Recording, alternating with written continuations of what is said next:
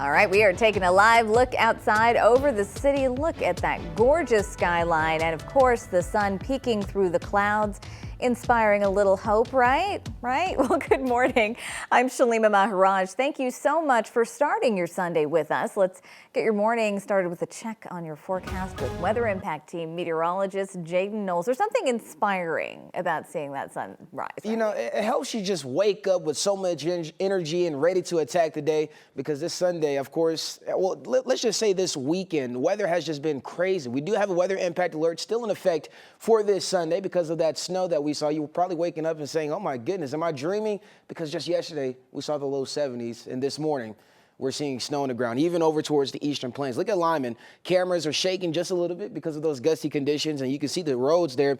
Probably some slick spots there over towards Lyman, so give yourself some extra time heading out the door this morning. Here's what we are tracking. High wind alerts. We have that high wind warning, including the metro area. That's going to continue till 3 p.m. Now, we are talking about gusts close to 40 to 80 miles per hour. That's the reason we could possibly see some blizzard conditions, especially south along the I-25 corridor. There's a live radar right now. We did see that initial wave of snow, but we are expecting to see a second wave of snow here in the next hour or so. But you can see really coming down towards Castle Rock, even down towards parts of Colorado Springs and even the eastern plains, Lamar and also La Junta. You're seeing that steady snowfall. That's that initial snowfall that we did see early on this morning. Temperatures a lot different than what we saw just yesterday around this time. We're in the low to mid 20s across the board. 25 at Central Park, 27 here in downtown Denver. These winds are pretty breezy out of the north now. Yesterday we were seeing those winds out of the west after that strong cold front. These winds are blowing out of the north, breezy conditions up to 20 to 25 miles per hour, even some locations 30 miles per hour. I know a lot of people were celebrating St. Patrick's Day yesterday. The celebration continues with this beautiful snowfall. Only a high of 32 degrees. Later on in the show, we'll talk more in details about what to expect for the rest of your Sunday and when we can see those warmer temperatures, Shalima. All right, thanks for that, Jaden. Well, as thousands lost power yesterday, the Red Cross was ready to help where they could. Volunteers set up at the North Boulder Recreation Center to help people who lost power either through the plant shutoffs or unplanned outages. They say they've been working with Excel, handing out supplies to people. The Red Cross has been here with Excel for a better part of the afternoon, and we've been able to, feed people, get them water, and then get them emergency kits as well, preparedness kits that have items like flashlights, batteries, and other things that they can use to be prepared in the event of additional power shutoffs. Now, they say they've heard from fire departments across Boulder that high winds knocked down power lines, but they didn't spark any fires. Officials in Boulder closed several open space trails because of those strong winds, low humidity, and heightened wildfire risk. The closures applied to all open space and mountain parks areas west of Highway 93, Broadway, and Highway 36. But many hikers and bikers still showed up unaware. Our crews found a whole bunch of them looking to stretch their legs on the Boulder Canyon Trail. We came out because it was nice out and we just wanted to enjoy a hike. That was somewhat easy. And it was actually closed, so we had to kind of turn around. Officials say the restrictions were meant to reduce fire risk and to protect visitors from danger like falling trees and debris. They hope to reopen trails sometime today if the conditions allow. 9 News reporter Ria Jha hit the trails yesterday to catch up with those being turned around. On a Saturday like this in Boulder? We came out because it was nice out. What else would Coloradans be doing? There's a lot of people, bikers, dogs. It's in their nature to head out into nature. This is Dylan.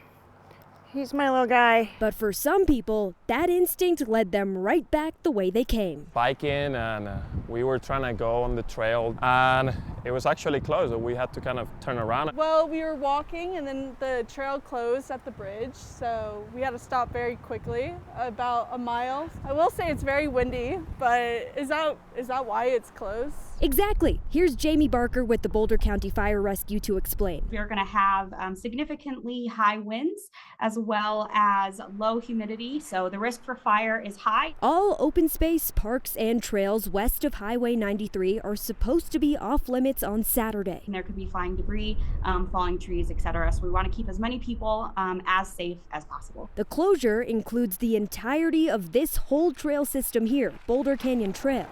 It's not closed. Vinny Montez with Boulder County Sheriff's Office kind of predicted this would happen. Now, here's the thing. Is there going to be enough people to truly stop people from going out on those trails? The answer to that is absolutely not. We're just asking people to comply with these closures because we don't want them to be at risk.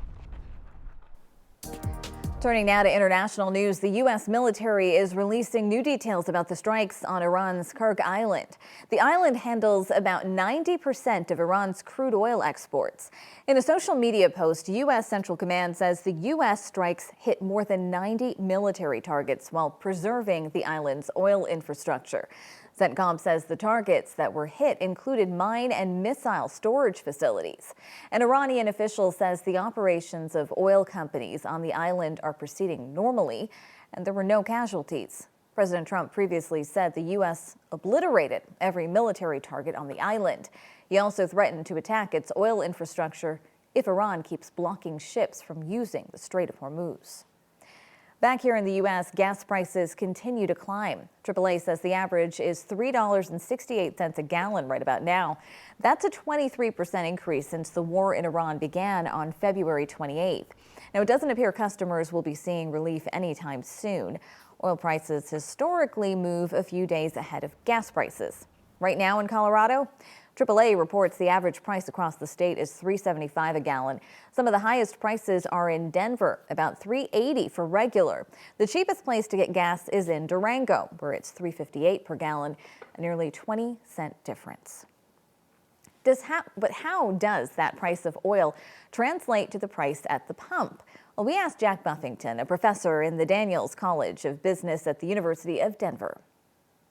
The Strait of Hormuz, which people are hearing about in the news, about 20% of all crude comes from that strait. So it's very important when it comes to the price of fuel that we pay in Colorado.